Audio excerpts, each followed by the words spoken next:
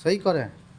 Question जब भी बनाएगी तो मजा आएगा बनाने में, और नहीं बनाएगा ना क्वेश्चन को जब भी देगा तो लगेगा बाप रे बनेगा ना बहुत हार्ड लग रहा है देखने में, अब बनाएगा तो एकदम हल्का लगेगा देखने में। का है बताओ है? और जब उसको सॉल्व करेगा तो लगेगा एकदम हल्का है। फिर अगर तुमसे पूछा जाए क्वेश्चन के बारे में, दोबारा अगर टेस्ट में दिया जाए, नहीं बनाता बच्चा सब छोड़ देता है, क्वेश्चन को भूल जाता है। क्यों? रिवीजन नहीं करता। जो बता दे उसको घर पर पढ़ता नहीं, ठीक ना। तो पढ़िएगा घर पर, जरूर बनाइएगा ये सब क्वेश्चन को। देखिए बोल रहा है कि 0.23, इसको 23 नहीं पढ़ेंगे 23 पढ़ेंगे, ठीक ना। पॉइंट के बाद जो भी संख्या रहता है ना उसको अलग अलग करके पढ़ा जाता है, साथ नहीं पढ़ेंगे।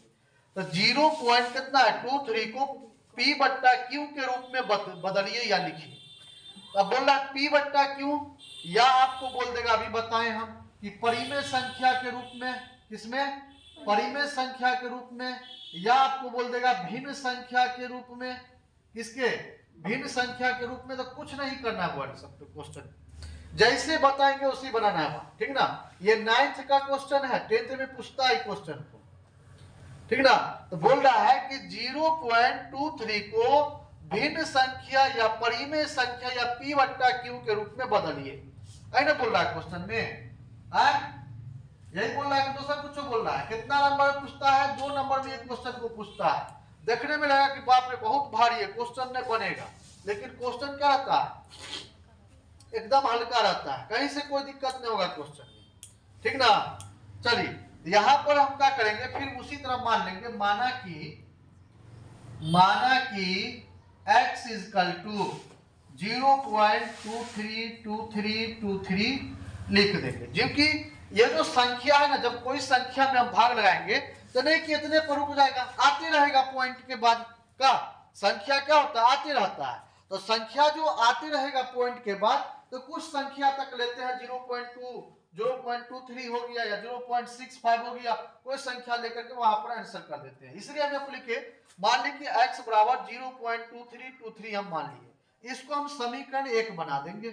अब देखिए हम इससे पहले वाला में हम बताए थे कि अगर एक संख्या रहेगा तो 10 से मल्टीप्लाई करेंगे, एक पर एगो जीरो बैठाएंगे। अब यहाँ तो दूगो संख्या, कैगो संख्या? दूगो संख्या है, तो दो संख्या है यहाँ पर, तो क्या करेंगे? एक पर डबल जीरो बैठेगा, एक पर डबल जीरो बैठेगा, तो यहां पर क्या करेंगे? लिखेंगे दोनों तरफ कितना से गुणा है? तो ये 100 से गुणा करने पर, 100 से गुणा करने पर। क्यों? इसलिए कि यहां पर देख रहे हैं पॉइंट के बाद दो संख्या है। कैगो संख्या पॉइंट के बाद? दो संख्या है। इससे पहले जो बताए थे पॉइंट के बाद कैगो संख्या था? एक संख्या था, तो उसको हम 10 से मल्टीप्लाई कर दिए। चलिए तो क्या करेंगे वो यहाँ पर? कुछ नहीं करना है, लिख देंगे दोनों तरफ 10, 100 से गुना कर दिए हैं, तो लिख दीजिए यहाँ पर 100 गुने कितना हो जाएगा? x होगा, बराबर होगा 0.23, ऐसा होगा 232323 आता रहेगा। इसको भी हम 100 से मल्टीप्लाई कर देंगे। किससे मल्टीप्लाई करेंगे? 100 से मल्टीप्लाई करेंगे, तो ये हो जाएगा मेरा कितना? 100 x इजकल टू 3.232323 आता रहेगा, ठीक ना। अब देखिए यहाँ पर ये समीकरण 2 बना देंगे, इसको कितना बन जाएगा? समीकरण 2 बन जाएगा। अब क्या करेंगे यहाँ पर? तो कुछ नहीं करना है, लिख दीजिए समीकरण 2 में से समीकरण किसको हुआ है? तो समीकरण 1 को घटाने पर, तो समीकरण 2 में से क्या करेंगे? 1 को घटा देंगे। क्या करेंगे? 1 को घटा देंगे, तो समीकरण 2 कितना है? 100x है ना। और उसके बाद देखिए बराबर कितना है? 23 पॉइंट कितना है? 23 है ना। और समीकरण 1 देखिए कितना हुआ है? तो समीकरण 1 को देखेंगे तो कितना है? देखिए तो कहाँ है समीकरण 1? ये है, तो x है यहाँ पर, कितना है? x है, तो x इजकल टू कितना हो जाएगा?